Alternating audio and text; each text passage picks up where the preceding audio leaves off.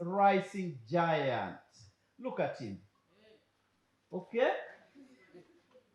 That youth is a rising giant.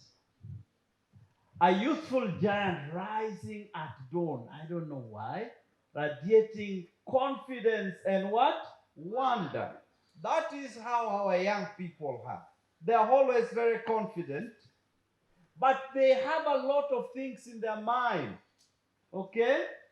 And the dawn signifies new dreams and optimism. They are dreaming of a better future.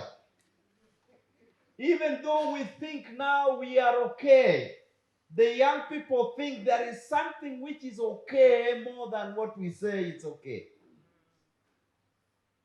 The youth envision a better world than the one we live in today. They want to see a world which is better, a brighter one, a more comfortable one, the one they will create by themselves. They are full of potential in every way, intellectually, in the area of innovation. They have that potential. They have potential also to do destructive things. They have that potential. They have the energy. They have the courage. They have the skill. They just need the what? Opportunity. I have put some scriptures there which says your young people will do what? Will see visions. And the elders will now be only doing what? Dreaming. Young people see visions. For us, as we recede to the back, we now keep dreaming. Okay? Yeah. Anyway, there they are. You see? Is it not nice seeing them? Beautiful. They are coming. Okay? Yes. They are coming. Look at them. When they come, when they gather together, what do? They are thinking and they are planning. Let me tell you, young people are very bright. They don't think like us. When we are also young, we thought as young people. And our elders thought, we don't understand these people. Also today, we may not understand our young people. But remember, at a certain time, you were also what? Young. And your father did not understand you. So when you don't understand young people, you know now that you are old and they are what? Yeah. And they are young. And they are thinking. There they are. They have the energy and they are innovative. So who are the youth? A youth is generally seen as a person in the transitional phase between childhood and adulthood, often defined by age or social experience. I know Papa put even the one in the womb as youth, but technically we have infants, we have children, then we have the what? The youth.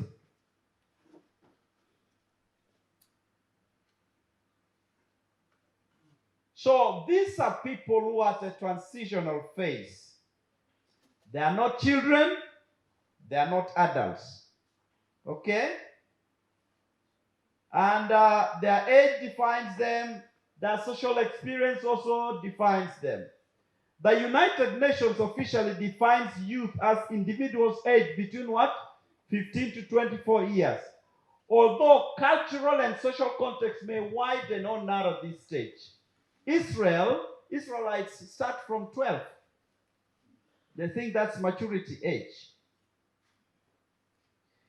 But the Muslims think at 9 years old, now somebody can be married. We have trouble with that. That's a cultural problem. Okay?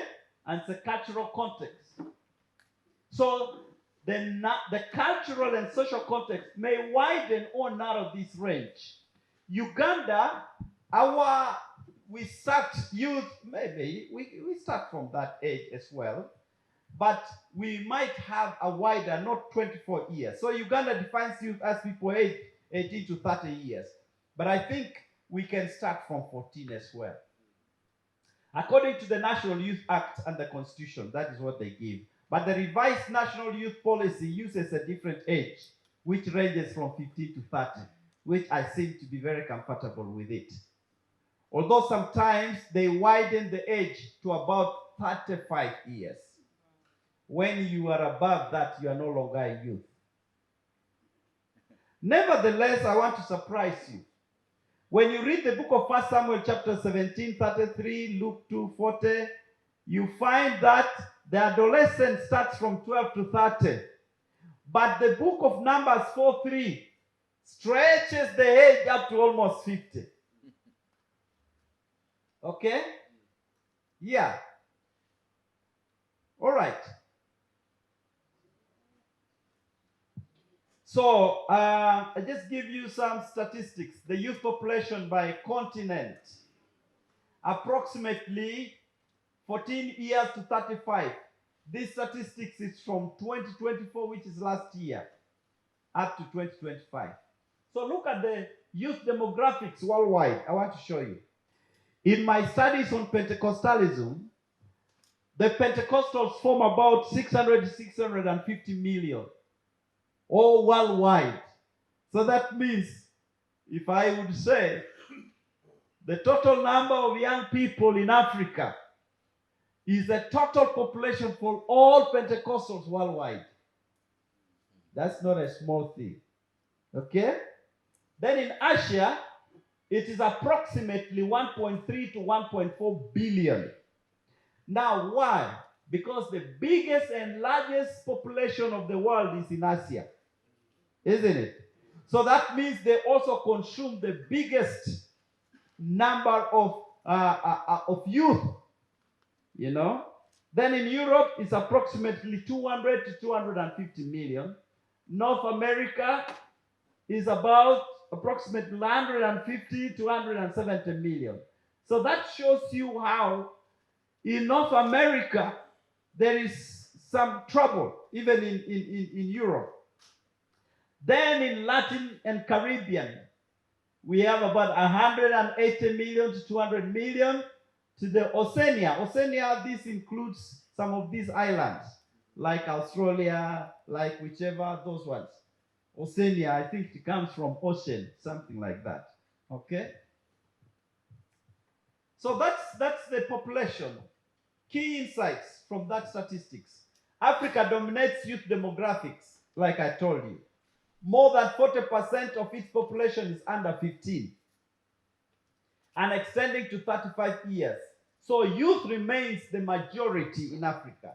We know that even here in Uganda, youth form about 75 to 80% of the population.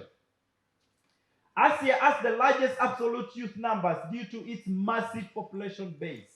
I think they are about 2 billion or 3 billion. So, Europe is aging fastest, with seniors outnumbering youth in several countries. It's very unfortunate.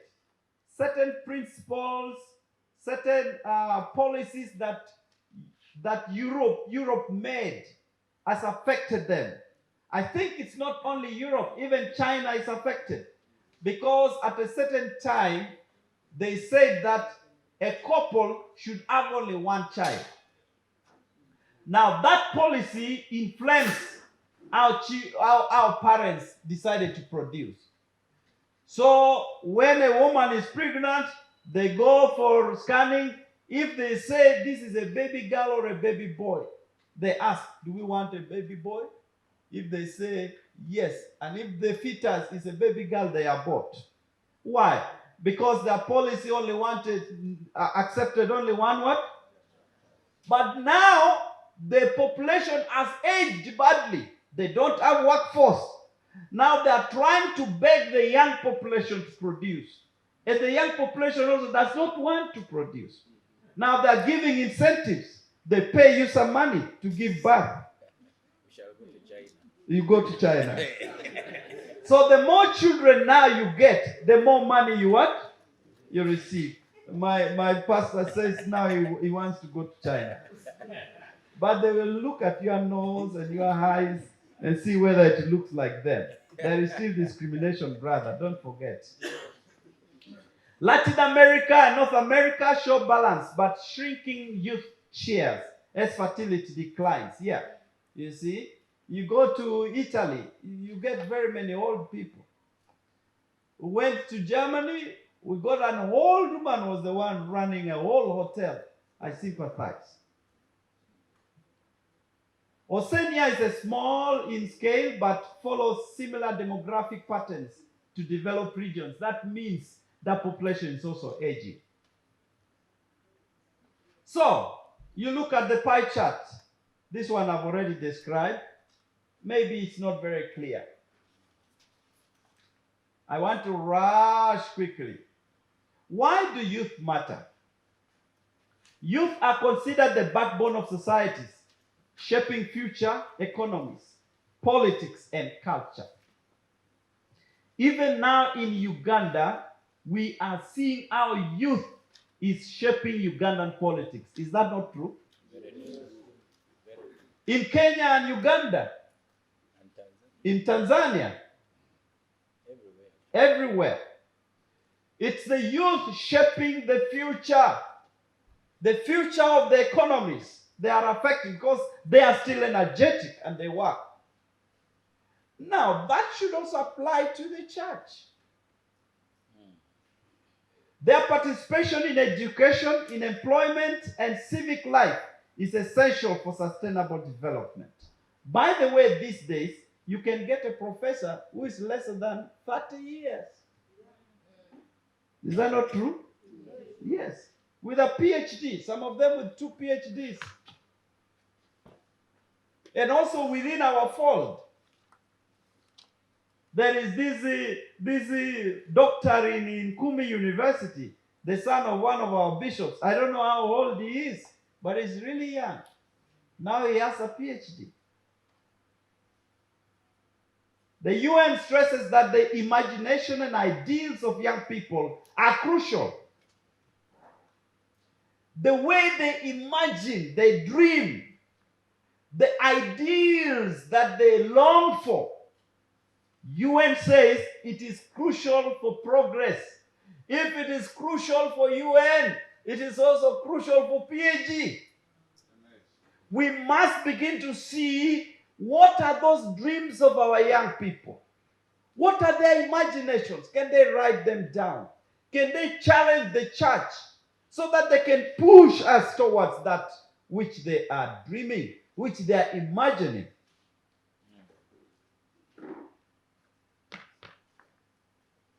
Youth is characterized by rapid growth. I have some youth now in my house. Some of them are threatening to be taller than me, but I told them, no, I should be the tallest man in this house. I will see with the time whether what I'm saying will be exploration. They need things that challenge their mind. They attempt the impossible things. And they like transformation. So, they are physically, emotionally, socially, and mentally growing. It's a dynamic stage that connects childhood and adulthood, usually spanning from 15 to 35, depending on cultural and development factors like I'd already explained. So what are some of the characteristics of these young people? Energy and vitality. They are strong and they are vigorous. But they also have the characteristics of identity formation, a time when individuals explore values. What is important? Why do we go to church? Is church still important? Beliefs. Why do we believe that God exists? Does he exist anyway? Personal goals. What do they want to achieve? Each of them, they have what they want to attain in life. A friend of mine who lives in Kenya one day told me their daughter just decided not to go to church. This is identity formation. They want to find out, why am I not going to a discotheque? Why should I be going to church anyway? So I asked them, what did you now do? They said, we had to leave her for some time. And then started to talk with her slowly. The last time I met them, they said, at least now she has started going where? To church. It's even worse for us who are pastors. They think what we are doing actually is a job, like any other teaching. They don't understand when you say ministry. That's a job. Can they find their bearing with God? So, youth struggle from identity formation. Who am I? Social transition, moving from dependence on family to independence in society. They want to be themselves, not going to mommy or daddy all the time. They want to be independent. Cultural significance. Youth are seen as drivers of innovation, activism, and social change. They are innovative. Activism, we have seen in Kenya, the Gen Zs, they almost took over the country, by the way. You are aware? Yes. They say for them, they are leaderless, they have no culture, they are there. They're headless. And they need social change. Who are the people talking about change in Uganda? Young people. When we are saying we fought, they're asking, who did you fight? Or who did you fight? They don't understand that. It's your problem. Yeah. They're saying, well, you fought your enemy, but now you are our what? Yeah. We need to revolutionize you. They don't understand what we are talking about. They're in a different world. Why? Their imagination is different. Their ideals are different.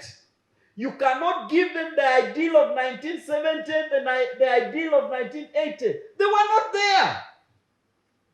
Those problems were not their problems. You cannot sustain them by threatening them of people who have already died, whom you fought. No. Social change. They are thinking of things different. You are talking of somebody they have not even seen. Okay? All right. So, let's break down a few of these characteristics. I'm just running very fast. I don't need to talk about the physical characteristics, like rapid physical development, that. High energy levels, that. Increased focus on appearance.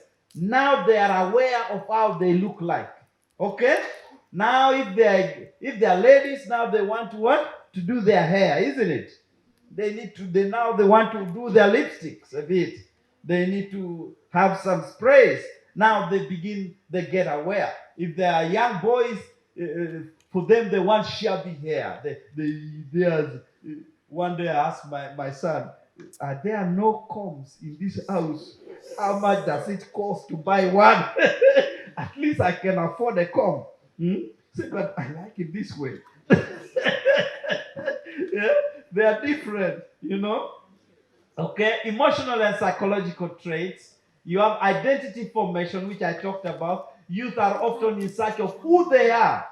They want to explore values, beliefs, and goals. But also, this problem of identity is what causes them to think that they can be easily misled, because some of these psychologists say, yeah, you are a male trapped in a female body. You have heard about that? Or you are a male trapped in a female body, or you are a female trapped in a male body. So now they go for what they call transgender operation. So that a person who is now deceived that, I am a man trapped in a female body, they go to do operation, surgery, so that they can now begin to look like a boy, even though they are what? A girl. Now, these are very real. Our cultures are the ones trying to suppress some of these behaviors. But in the West, it's very common. Where a boy says, no, I am not a boy, I am a girl. And where a girl says, no, I am not a girl, I am a what? A boy. This is an identity problem. Emotionally volatile. They have mood swings. If you have teenagers, watch at them. At a certain moment, they are happy. At a certain time, they are isolated. Okay? They are isolated. They're in their own world. They have heightened sensitivity. Now, this is because of hormonal changes and life pressures. That is why when you have young people, adolescents, parents, kindly be friendly to them. Don't be a army commander when you have this category. Let me tell you, even if you are a soldier, thank you, sir. Even if you are a soldier, suppress your soldierness. Let me tell you, at this age, they can commit suicide.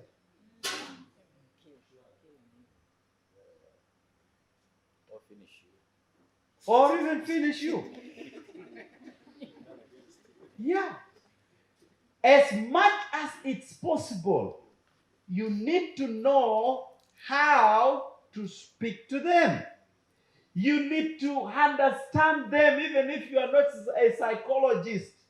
Immediately you see their mood has changed. Be careful how you speak to them.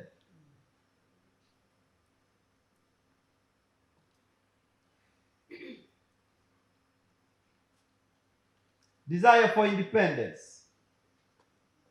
They don't feel happy to depend on daddy all the time. They feel accomplished if at one time they are able to do certain things for themselves. My son last term he called me and he was very happy. I asked him, my son, today you are very happy. Why? He said, you see, we had a public speaking contest and I became number 1. Now I am crowned as Mr. their school. Yeah. So because of that, he has been given a half bursary. And he was very happy. Now he feels he has relieved me. From what? From the burden. So children, these youth, they feel they want, to be independent. A strong need to assert autonomy from parents or authority figure. This one can also go to the negative, where they don't want you to rule over them. They don't want you to ask, where did you go? What did you go to do? They want to be themselves. And so moms and dads find problem. Okay? Why? Here, they really want to be independent. They want to come back home at the time they want. They want to leave home at the time they want. and they don't want to explain to you that stage. Yeah. You're living with a problem. Yes. So, brother, you only need to know how to manage. The breakdown, the cognitive and mental development, this one is abstract thinking, curiosity and creativity, they are very creative. Risk-taking behavior, youth don't fear to risk.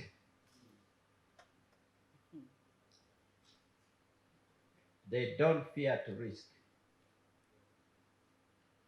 Some social characteristics: peer influence, search for belonging, increased social awareness.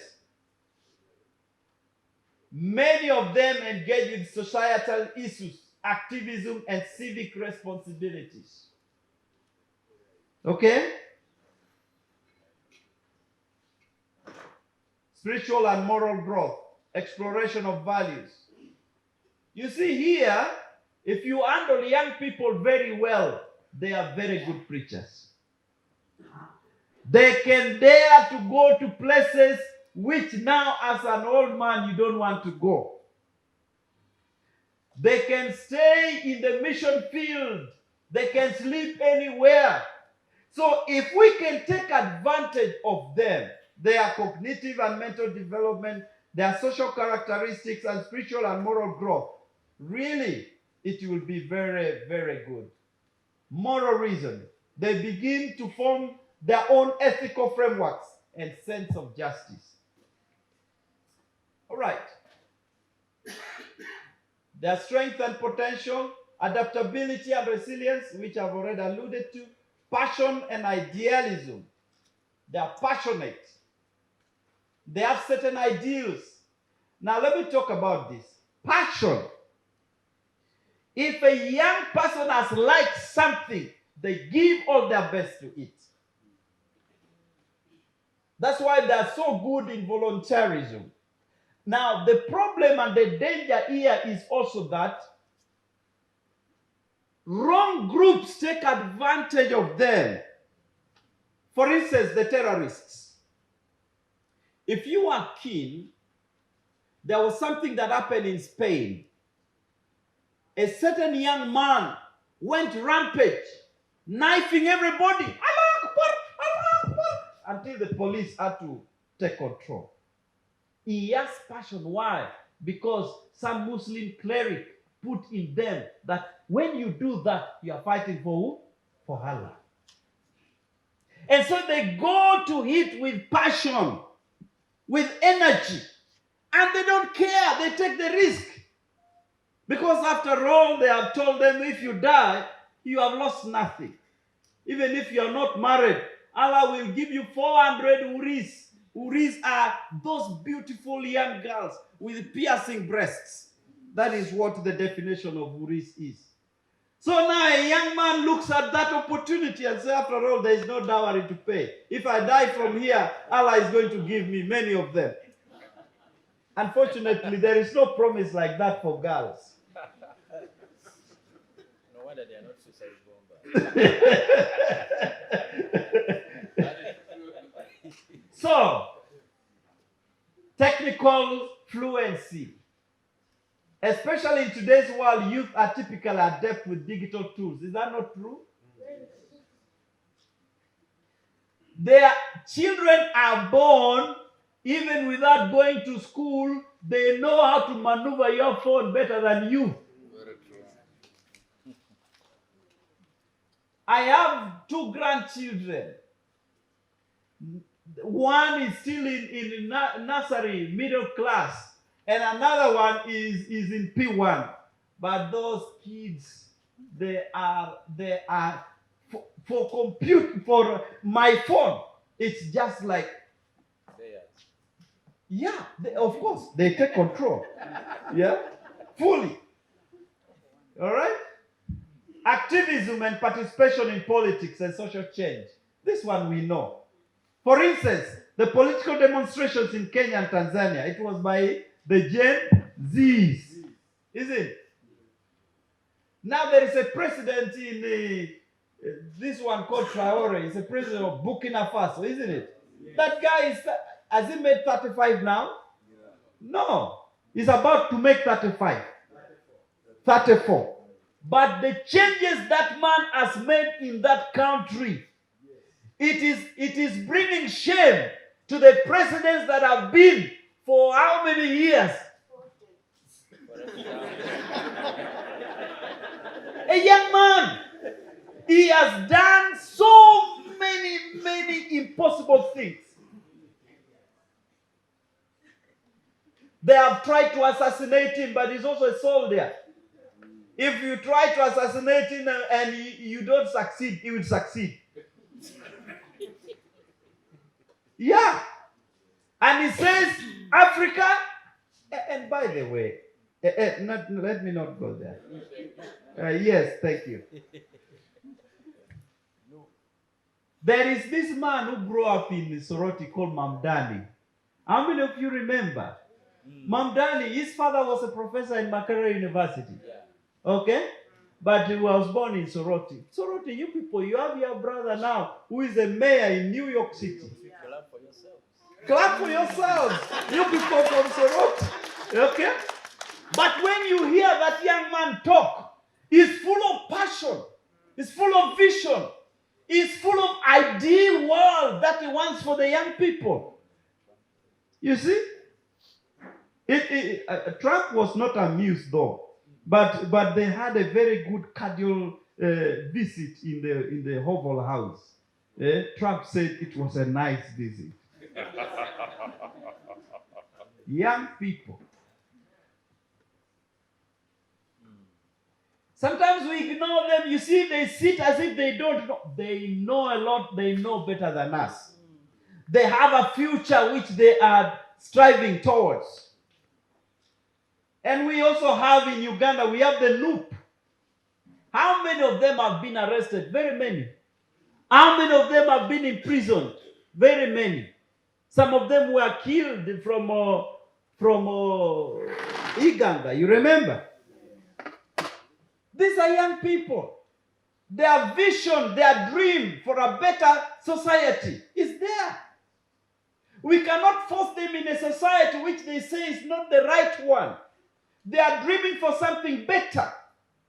Even in our churches, our young people are leaving our churches and they are looking for a better church. You know it. Phaneroo has grabbed so many of them. Some of these prophets have grabbed many of them because there is something, certain ideals that they are looking forward to. Okay, youth and leadership. Youth bring fresh energy and bold ideas to leadership roles. Their qualities make them natural agents of change. Read the Bible. All the changes that happened, it happened because of young people. Samuel was very young when God spoke to him, isn't it? Very young. David, when he attacked Goliath, how old was he? He was very young.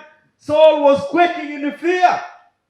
But because the guy, this young guy, he looked at Goliath very huge. And while the old people were saying, you cannot attack, David was saying, how do you miss somebody very big like this? He's looking at it from a different perspective. When you are quaking in fear, a youth is full of energy and only saying, give me opportunity and I will deal with the situation. The only problem is that we don't give them the opportunity. And sometimes when we give them opportunity, we want them to do it the way we do it. That's why Saul dressed David with all his what? Yeah. The hammer, the what. The boy tried, it was too heavy for him and said, I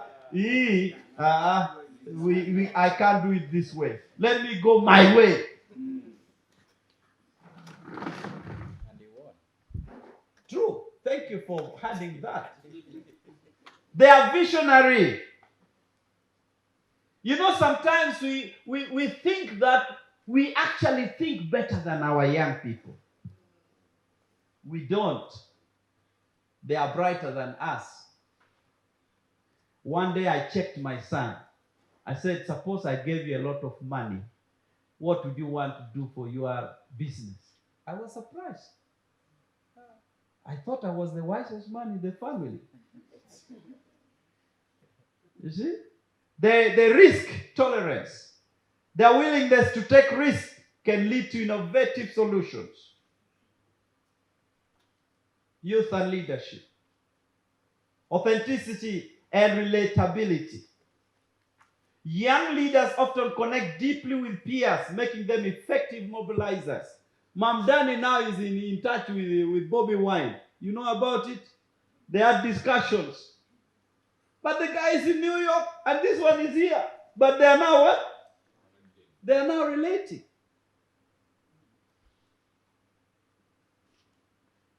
Digital fluency. This one I don't need to talk about. You guys know. Okay? Global awareness. These young people know what is happening in the world more than us. Sometimes for us even we don't know what happened in the village. These guys know what happened in Singapore. They know what happened in New York. They know what happened in all those cities. They are fully aware. For you, you only know what happened in our patch. Sometimes not everything. Youth in education. I read a certain thing, I think 2 days ago. There is a young man who got a PhD in what he is 15 years old. He got a PhD in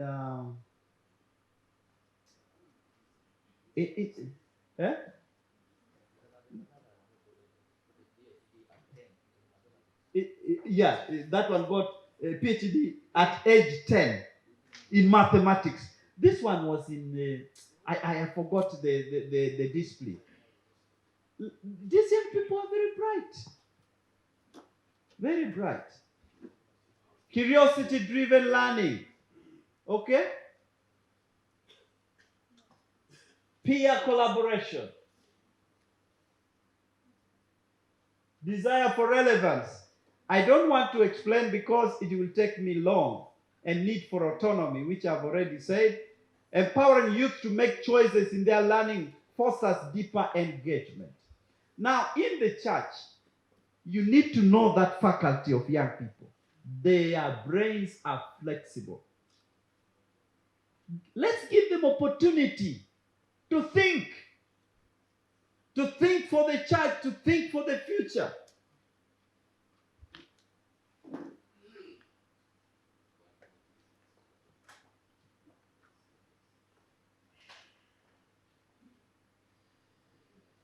So, with that, it gives us the picture of the young people that we are dealing with. The only thing we are left with is the issues that we need to discuss when we go to our groups. We are going to look at what are the characteristics of youth that should be taken care of when developing a program to improve the church and society. We talked about all the characteristics: physically, mentally, emotionally, spiritually,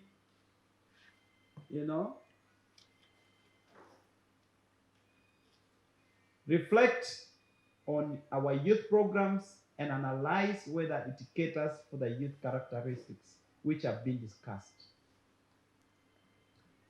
You see, the way we design our youth programs, even our youth themselves don't want to come for it.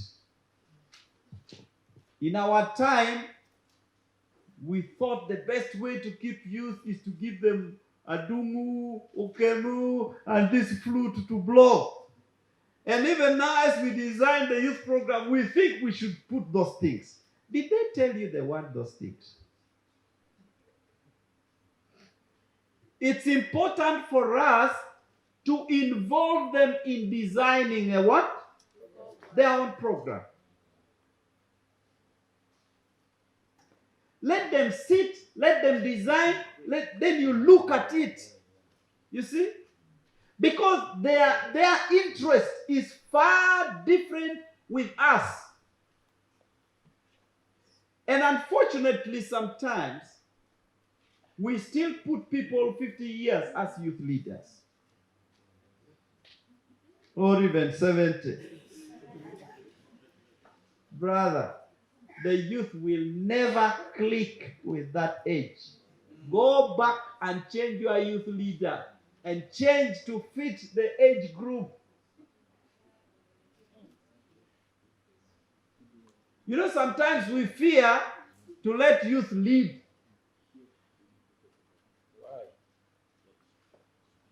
Why? Because they have a different culture from ours. And so we have cultural conflict.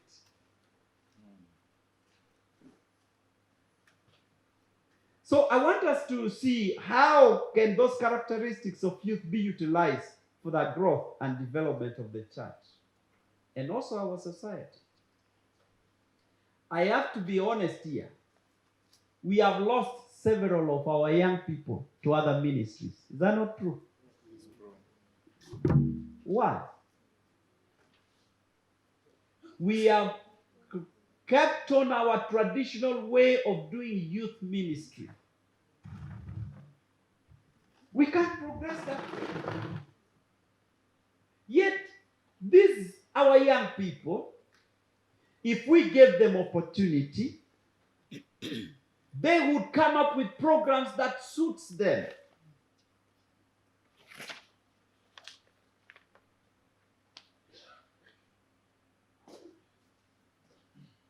So, what should the church do to harness the youth potential? We have a big potential. A big potential. So next I come back, I'll talk about youth culture. Do I still have time?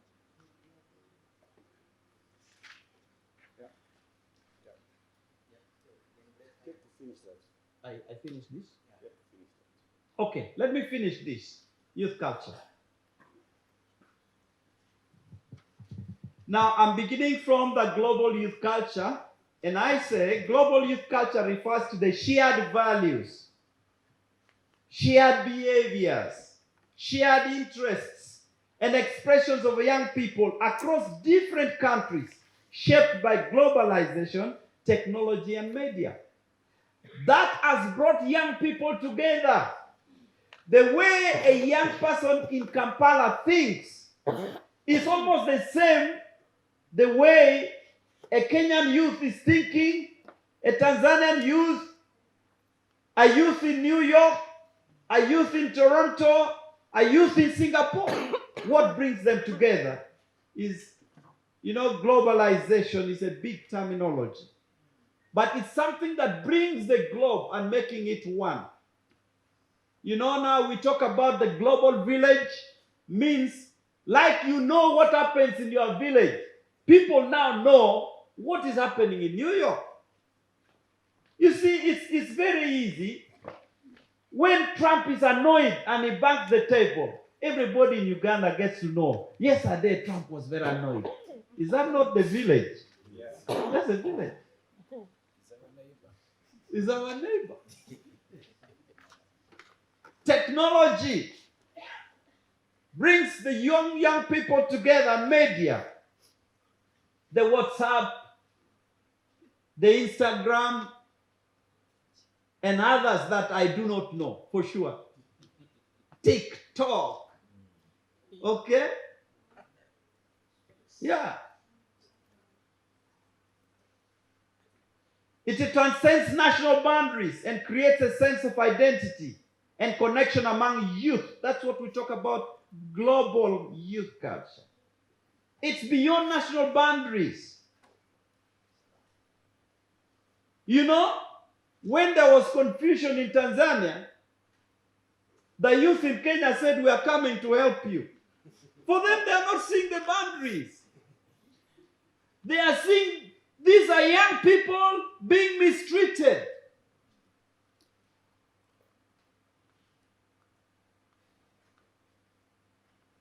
It's a dynamic and evolving phenomenon that reflects how young people around the world interact.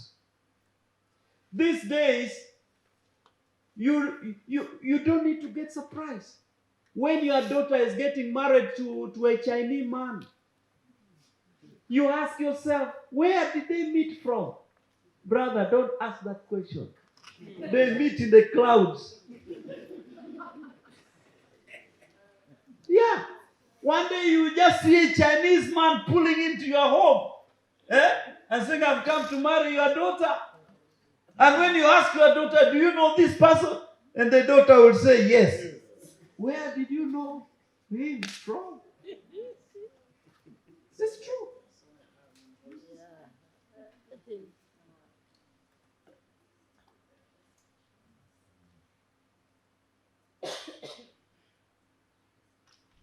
So it's a dynamic and evolving phenomenon that reflects how young people around the world, how they interact, how they express themselves, and how they influence society. That's global culture. It emerged prominently in the post-World War. I can't go to that history. And has accelerated with the rise of the internet, with social media, and global consumerism. What the globe consumes. The young people has influence on what we use. Internet and social media.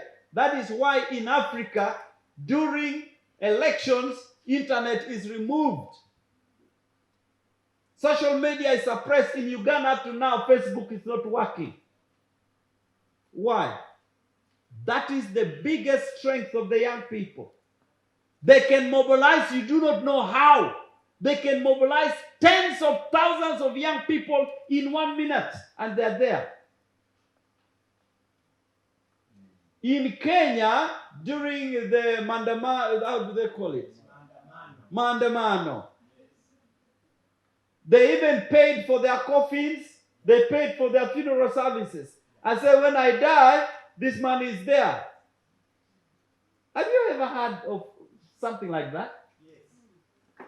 Their thinking is absolutely different.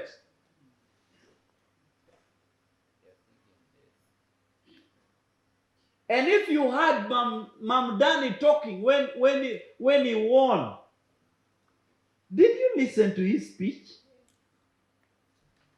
The passion. I don't know. I had told, I wanted to have put his speech here, but I knew it would take some time.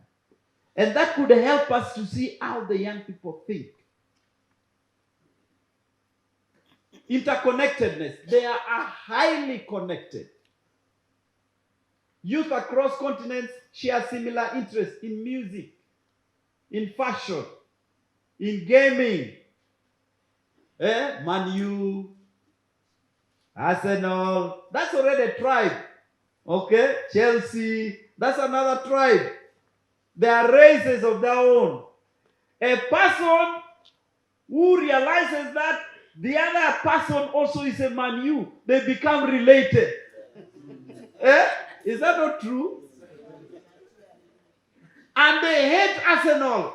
And those ones of Arsenal also hate Man U. It's their tribe of some sort.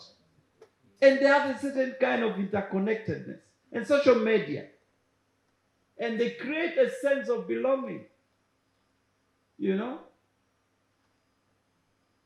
Digital fluency, I've talked about it. Technology is central. Youth communicate, they create and mobilize through platforms like TikTok, Instagram, and YouTube. And some of our pastors up to now, they don't even know how those platforms look like. And you are here, and you say you are leading a what? A youth. Brother, you are not. You are leading no youth. Those youth have gone ahead. They are pulling you actually, because you don't want to listen to them. If you accept, they would lead you. Cultural blending. Local traditions mixed with global trends, leading to hybrid identities and multicultural expressions. You see, Even now, if you went to a village in Kisoro and that youth has a smartphone, that youth is highly connected. The culture is different.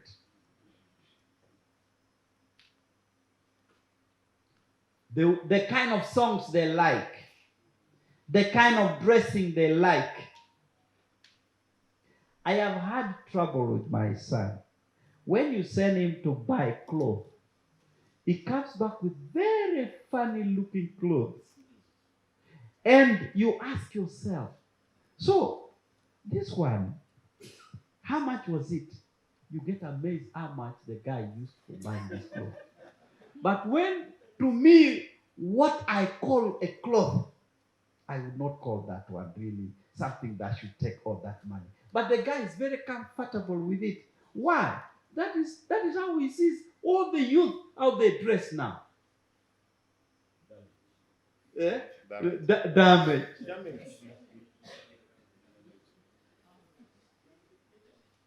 Do you know the names of those fashions? I mean, I don't know. It's the youth who know. Legging. I remember one time, Mzee took us to Watoto. And then asked some young man to get for us suits. The young man brought what was called fitting. Okay? Now for us, we are used to these baggy, big coats. And the guy, the things were trying to... I am telling you, the young man lost business up to now. Why? Because the customers were wrong ones. I asked him one day, I got him, my brother, you have not supplied us suits again. I said, that day it was a tight thing. And up to today, Mzee again did not bring us suits. I think we disappointed him. Anyway, I'm talking about cultural blending. Activism and social awareness. I have talked about it. Many youth are engaged in global movements for climate justice, for gender equality, and for human rights. Who are the people who are very aware of human rights? It's young people. Yeah.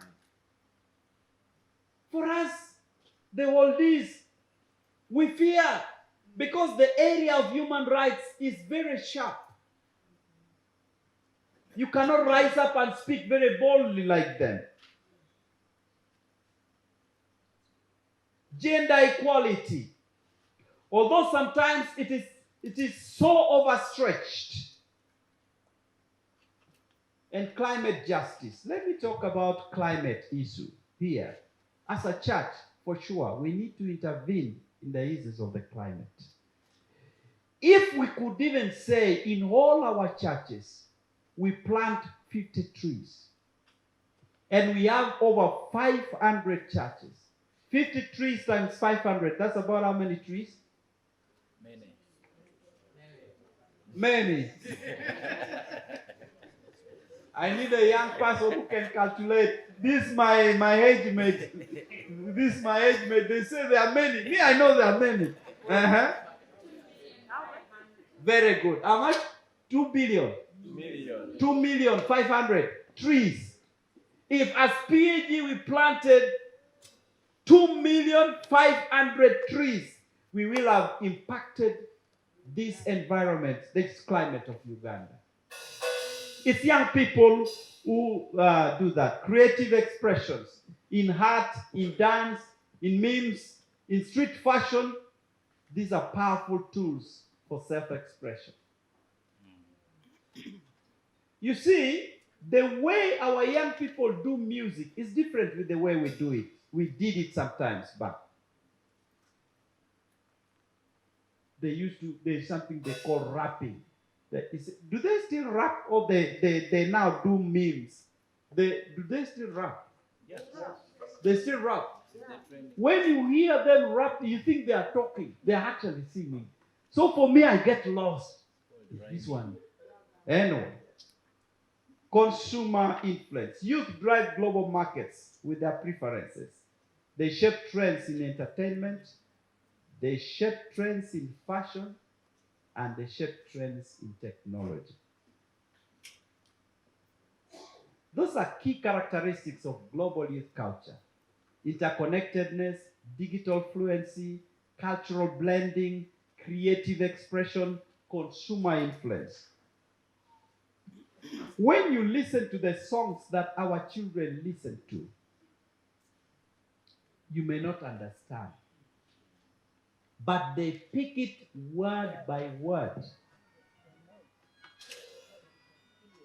What is the difference between urban and rural youth culture in Uganda?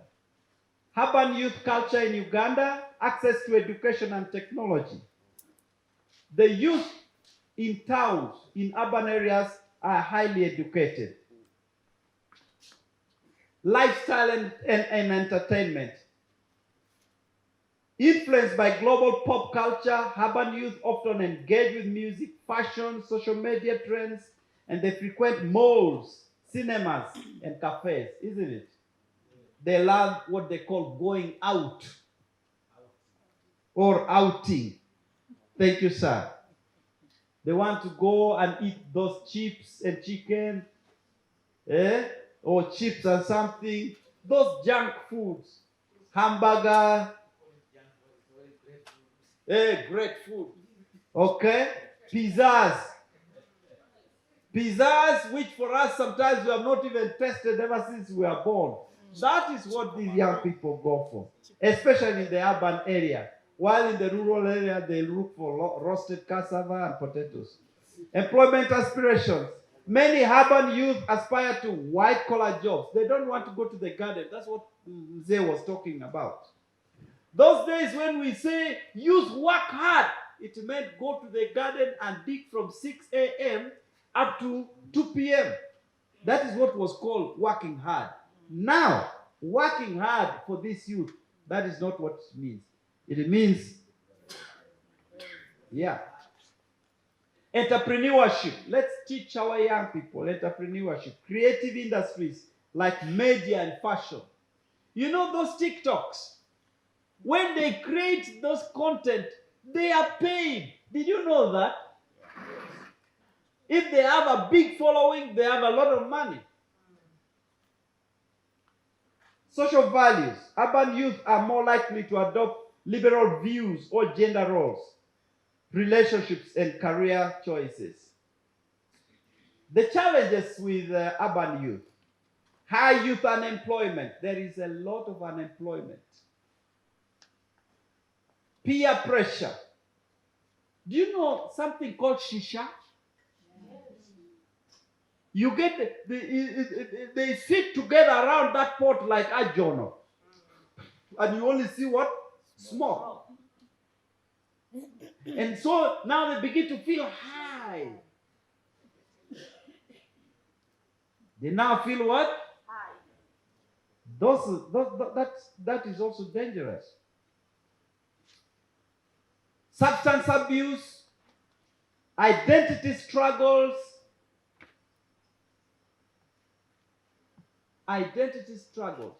Some girls say they are boys, and some boys say they are what? Girls. And it's a problem. And so there is a lot of gay influence on the urban youth. Even in our churches, let me say this very openly. Only because they know Mzee he will kill me, they try to hide. But we have gays within our churches.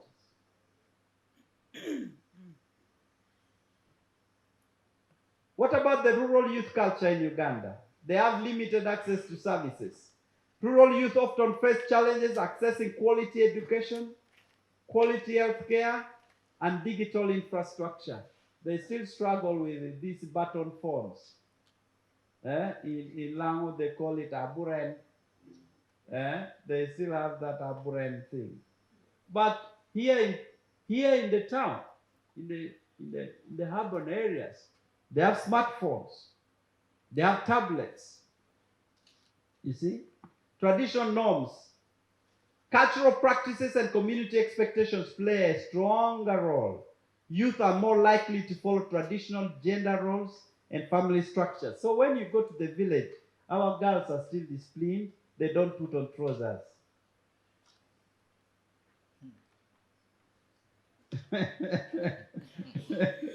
Okay? They still kneel before us. Which village is that? That village.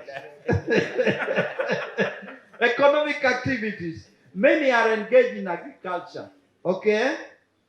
They still have informal labor. They are there in our gardens and all. Okay? They do small scale trade. And vocational skills are often passed down through families.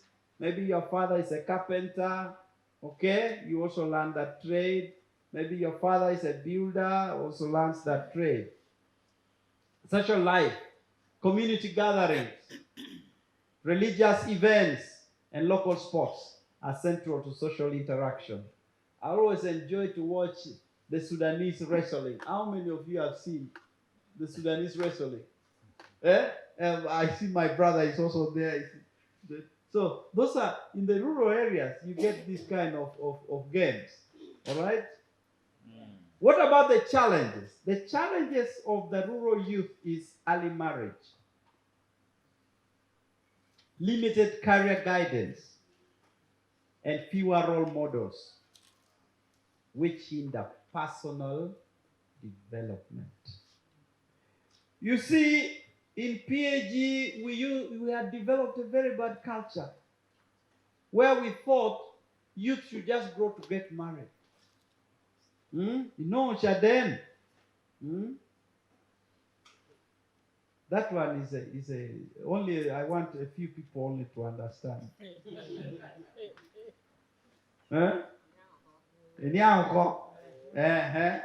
Those Chaden things, we must begin to limit them now. I hear my elder is laughing a bit.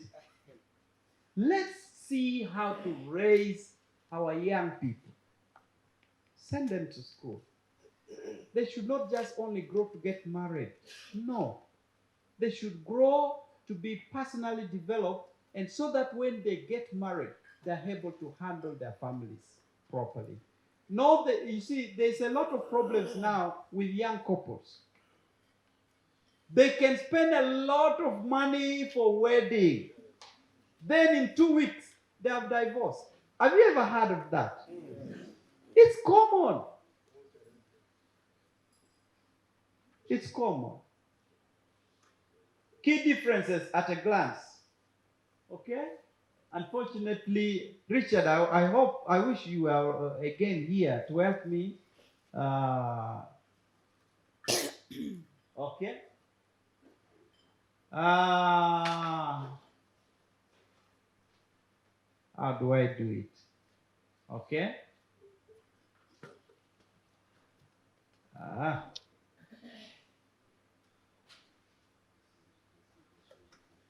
Okay? So, but now I will miss the other aspect. Okay, let me just read. The aspect of education access in the urban area, there is higher and better resourced schools.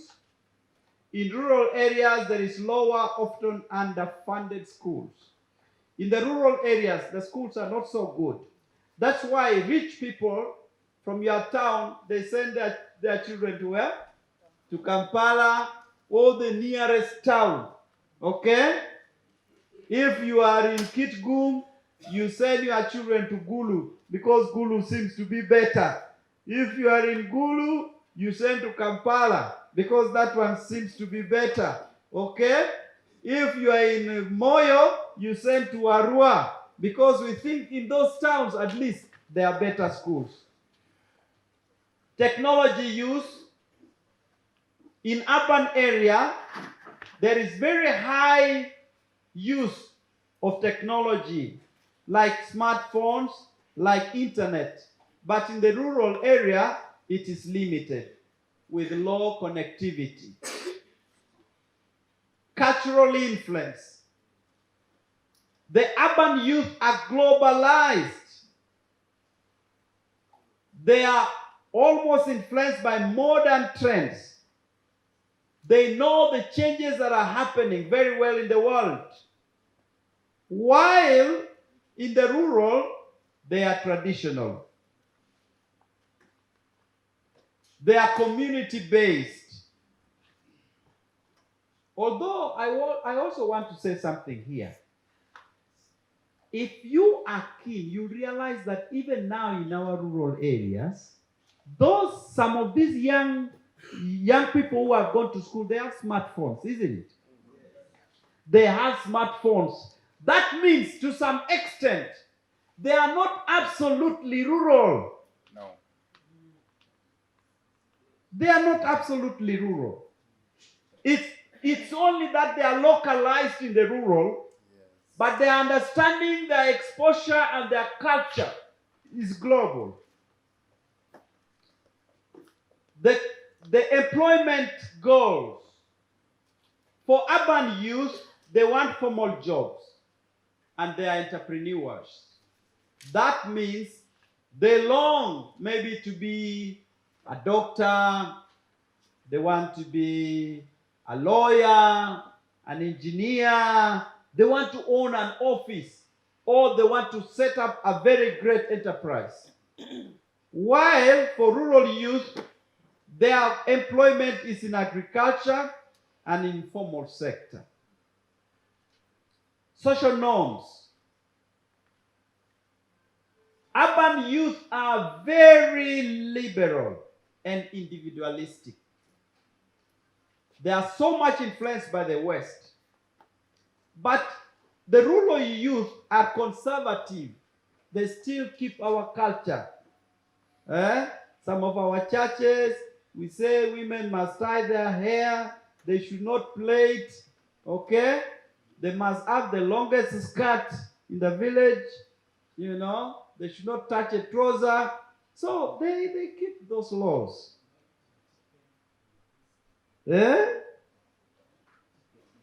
For women, no eating chicken, and they still keep it. But I think many of them these days, that temptation has overcome them. Sisters, do you still eat chicken? Or you don't? You don't eat chicken?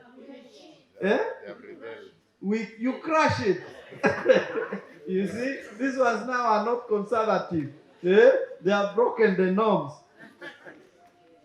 Shared aspect of urban and youth and rural youth. I'm running very quickly. Digital connectivity, like I told you. Even in the village now, they have smartphones. That's why you can find that something that has happened in the village, you get it on social media. Mobile phones and social media are widely used by youth in both urban and rural areas, even where internet access is limited. They will do everything to be connected. Platforms like TikTok, WhatsApp, Instagram influence fashion. Look at how our young people dress. It's almost the same everywhere. They're influenced by that social media. They are aware of themselves, whether in the village, whether in the rural area, or whether in the urban. They share certain things in common. Music. You see them with certain things in their what? How do they call those things? Me, I don't know. I've not tried. Earphones. Headphones. Which one is a earphone and which one is a headphone? Well, no problem. Aspirations and dreams. Youth everywhere aspire to better education. That's what they long for. Meaningful careers. They want to be lawyers. They want to be good teachers. Although our Uganda is warped, the way teachers are handled, and they want to make a difference. Music and pop culture. Global music genres like hip-hop, Afrobeat, K-pop. All this resonates with youth across settings. whether in the village or in the urban.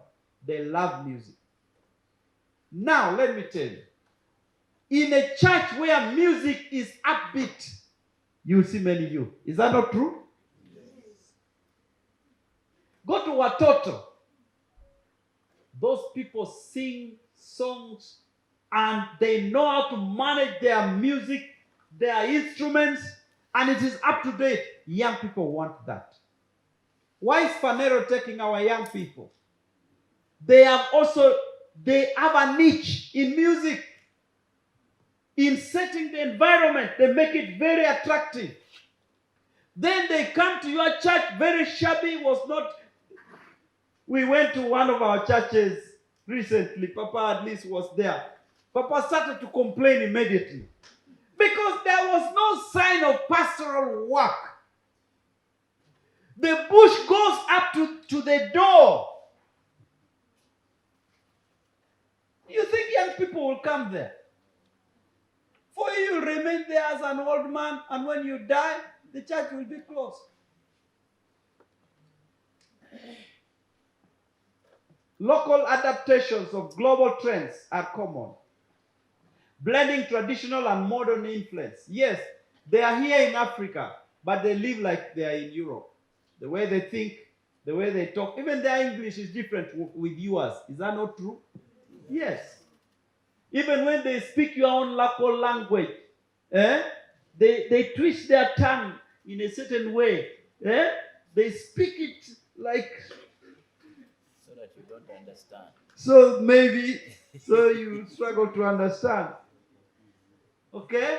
Shared culture, peer influence and identity formation. I talked about it. Friendship and peer group play a central role in shaping values, behaviors, and self-image. That means if we handle our youth leaders properly, they can shape our youth. But also we should be keen on who becomes our youth leader. Should be people who model a good life. But should also be somebody within that age bracket. Youth in both settings explore identity through fashion, language, and social affiliation, activism, and social awareness. All of them. Many young people, regardless of location, are engaged in climate action, gender equality, and human rights. I've talked about it. Rural youth may focus more on community-based initiatives, while urban youth often engage in digital activism. Education as a gateway. Education is seen as a key to opportunity and empowerment. Even where access differs, the value placed on learning and self-improvement is shared. Now, that's why, as PAG, we are saying, we must establish schools in the rural or in the town. Let's establish what? Schools, because schools give opportunity to everyone. Any educated person, whether he from the village or in the town, they will meet somewhere a level of equilibrium. Okay? Yeah. Yes. Similarities. Navigating tradition and modernity. Youth globally balance traditional cultural expectations with modern influence. This tension is especially visible in areas like dating. I have already alluded to it, isn't it?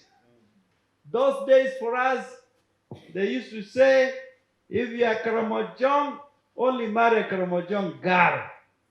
Is it true these days? No. A Karamojong can bring a Bunyankole, can bring a Bavumbira, can bring any person now. You say, Daddy, this is my fiancé. What will you do? Will you still struggle with your Karamojongness? For them, they don't know.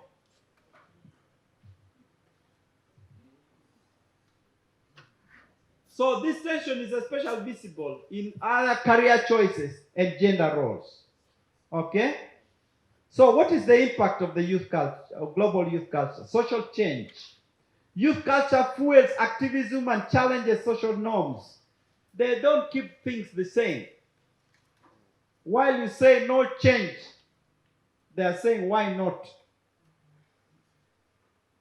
Okay? Economic power. Young consumers influence brand strategies and product development. Cultural innovation. Youth are trendsetters. They set trends in music.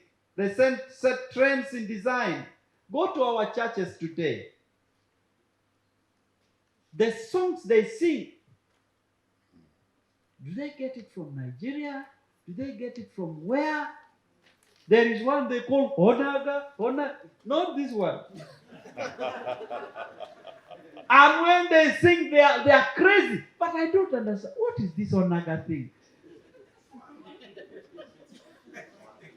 Yet for me, I am still waiting for my "To God be the glory, great things." Hey, now for them they are singing what? Onaga, Onaga. You will conflict with them. Leave them. When you don't understand, you behave like if you are understanding and you are enjoying. Because it is theirs. For us, we are going on our way. We are in the evening of our lives. For them, they are still some of them are still in the morning. Eh? Brother, mumesikia? Yeah. When they sing a song you don't understand, say, I don't understand, but God, you guide them. Identity formation, I've talked about it. I don't want to talk about it again. So now, how do we engage youth? I think this is what I will handle in the next tomorrow. Praise the Lord. Amen. So that one gives you a full picture of the youth culture. And so when we go for our discussions, there are questions that you are going to handle to the topics that you are going to discuss in relation to youth as the rising giants. And so there you see a lot of culture about the youth and how they influence the church. Thank you very much, and may God bless you very much. I want to say something as I leave the stage. Brothers and sisters, as PAG, we are losing very many young people. I want to thank God for our presiding bishop for this year particularly thinking, can we reflect about the young people? Can we think about this ministry? If we lose young people, we are losing the church. Let's think about it. Let's think about what is the best possible way. I have some design here for a program, which I will show tomorrow, which probably in the future we have to rethink, to reconsider how we can raise a vibrant youth ministry. Let us pray.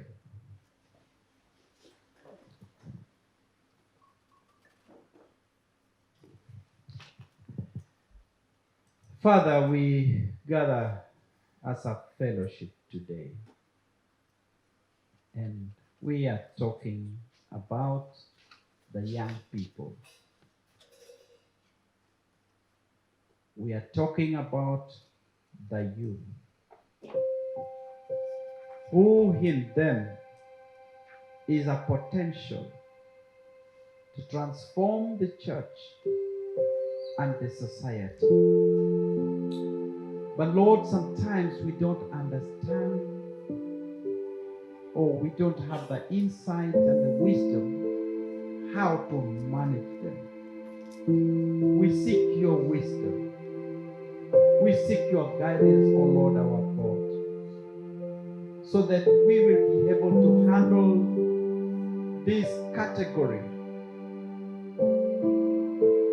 in a way that they will not get lost, be swallowed up in the worldly culture, but that we will enculture them biblically and inculcate in them the biblical worldview. So we gather together today as a fellowship and seeking wisdom that comes from you. Lord, I pray that we don't leave this gathering without a proper design on how we should manage our youth ministry. Thank you, Lord. In Jesus' name I Thank you. What I learned is rural youth culture. One of it is limited access to services, and this includes the quality of educations and services like also education and health centers. This is some of the things that I also learned. Thank you. Thank you very much. We shall continue with Yes, the session. I also learned about the strength and the potential the youth have and what we should do to tap into that potential. Thank you very much.